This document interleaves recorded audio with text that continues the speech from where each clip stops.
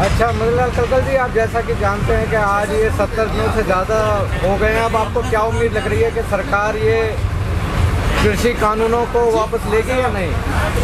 सरकार को ये कृषि कानून वापस लेने ही होंगे। क्यों ले रहे हो? देखिए, कोई भी बात जो है तानाशाही में नहीं चलती है और सरकार तानाशाही कर रही है। आवाम के आगे सरकार हमेशा झुकती आई है और हमारा देश लोकतंत्र है। लोकतंत्र में लोग के पास में पावर होती है, किसी सरकार के पास में पावर नहीं होती है, क्योंकि सरकार लोगों के द्वारा चुनी हुई है। इसलिए लोगों की इच्छाओं की कद्र सरकार को करनी ही पड़ेगी। आपको क्या लगता है कि ऐसा क्या है इस कानून में कि जो सरकार को वापस लेना चाहिए, और क्यों वापस लेना चाहिए सरकार को? देखिए, सरकार को ये कानून इसलिए वापस लेना चाहिए। पहली बात तो ये कानून नहीं है, काला कानून है, काला फरमान है। मतलब तानाशाही का एक आदेश है, कानून नहीं है। कानून कहना तो इसे बेईमानी होगी। दूसरी बात ये है कि ये ऐसे टाइम में कानून देश के अंदर इनेक्ट किया गया जब पूरे देश के अंदर कोरोना के प्रभाव से देश के अंदर लॉकडाउन किया गया था। हालांकि कोरोना नाम की बीमारी इस देश के अंदर थी नहीं। कोरोना नाम के हथियार से देश को उनके घरों में कैद कर दिया गया और उस बीच में ये इस कानून को ले आए। और कानून भी जो लेकर के आए, ये इन्होंने सिर्फ कानून कहीं पे इनके जो अंडर सेक्रेटरी होते हैं, जो ड्राफ्टिंग कंपनी इनकी होती है, जो सरकार की जो ड्राफ्टिंग एजेंसी है, उसने ड्राफ्ट नहीं किया। ये कानून ड्राफ्ट किया गया है अडानी और अंबानी के ऑफिस में, और उन्होंने जैसा दे दिया कि जी ऐसा करके दे दीजिए। बोले ठीक है जी, आप पास बनवा करके दे दो, हम उसे पास करवा देंगे, और यही पास हुआ है।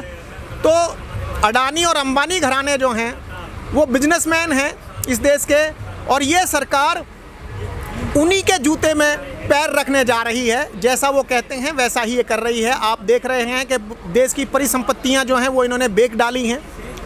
ट्रेन अभी तक नहीं चल रही है, स्कूल कॉलेज नहीं खुल रहे हैं। मैं दूसरी एक बात और बता दूं आपको कि देखिए, अभी बजट पेश किया है हमारे वित्त मंत्री ने, और उसमें उसने कहा क्या है कि हम जो है सरकारी भूमि को और सरकारी भवनों को बेच करके पैसा इकट्ठा करेंगे, और इसके माध्यम से वो कौन से भवन और कौन सी भूमि बेचेंगे? स्कूल कॉलेज की जो भूमि है उसको बेचेंगे और स्कूल कॉलेज के भवनों को बेचेंगे, क्योंकि ये चाहते नहीं हैं कि सरकारी एजुकेशनल इंस्टीट्यूट इस देश में चलें। अब इनकी नज़र सरकारी एजुकेशन के जो भवन हैं, सरकार के जो भवन हैं एजुकेशन के, उनको बेचना चाहती हैं ये। किसान आंदोलन का साथ दिया जाए और इस कार्यकारी सरकार का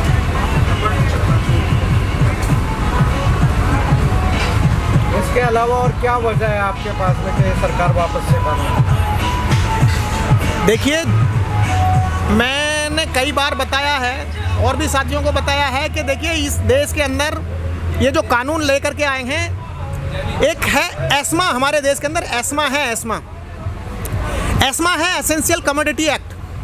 एसेंशियल कमोडिटी में क्या है, एक लिमिट में आप वस्तुओं का भंडारण कर सकते हैं, मगर अब इस सरकार ने वो लिमिटेशन हटा दी है। अब कोई कितना भी भंडारण कर ले। पहले 100 क्विंटल से ज़्यादा का आप गेहूं का भंडारण नहीं कर सकते थे, 100 क्विंटल चावल से ज़्यादा का भंडारण नहीं कर सकते थे, और इसी तरीके से दाल, तेल, मसाले, चीनी, बाकी जो चीज़ें हैं, मतलब खंडसारी क्षेत्र में आने वाली वो चीज़ें हैं, दालों में और मसालों में जो चीज़ें आने वाली हैं, उनके लिए लिमिट दे रखी थी। इस कानून के द्वारा वो लिमिट ख़त्म कर दी गई है और कहा गया है कि जब तक दुगने रेट ना हो जाएं तब तक उन पर पुनर्विचार नहीं किया जाएगा। अब भंडारण कर ले कोई भी, यानी कि 1 रुपये का सामान खरीदा और जब तक उसके 2 रुपये नहीं हो जाएंगे तब तक उस पर पुनर्विचार ही नहीं किया जाएगा, और जब उसके 2 रुपये हो जाएंगे वो 2 रुपये नहीं करेंगे, 1 रुपये 90 पैसे करेंगे, और अगली बार 1 रुपये 90 पैसे करके फिर उसको 3 रुपये 60 पैसा कर देंगे या 80 पैसा कर देंगे। तो ये प्रक्रिया चलती रहेगी। अब कहानी कहाँ पर आएगी? किसान भी परेशान रहेगा और खाने वाले जो उपभोक्ता हैं वो भी परेशान रहेंगे। खाने वाले को या उपभोक्ता को वो सामान जो है महंगे में मिलेगा। हम इस बात को मानते हैं कि भी प्रोसेसिंग में कुछ खर्चा लगता है, प्रोसेसिंग के जो चार्जेज हैं वो लेने चाहिए और अपना जो मुनाफा है वो मिनिमम करके लेना चाहिए। मगर ये नहीं है कि आप 1 रुपये की चीज़ को ख़रीद करके 2 रुपये में बेचेंगे। इसलिए ये कानून काला है, ये भी एक वजह है।